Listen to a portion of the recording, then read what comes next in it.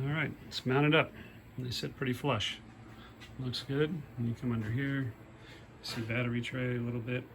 It's right there. You can see there's the mounts. They'll be painted all black, and hopefully you won't see much of it. But yeah, looks pretty good. I kind of hid it behind here. I mean, you still see this tray right there, but and then the cables are going to run out of the back here to the, so there'll be a quick loop, and I think I'll also run the tail lights through here, or I just might run them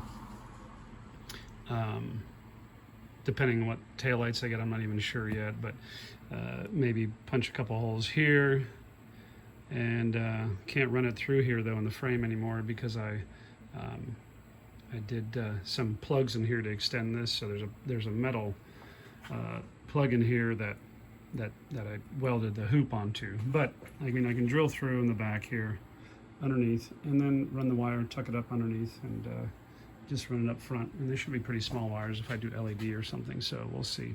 But yeah, so the battery holder is good, and I just have to make a front face for it, which here you can see the battery will be inside there. And then I'll make some kind of a strap to come around to hold that in with some padding or something in there. So anyway, that's it.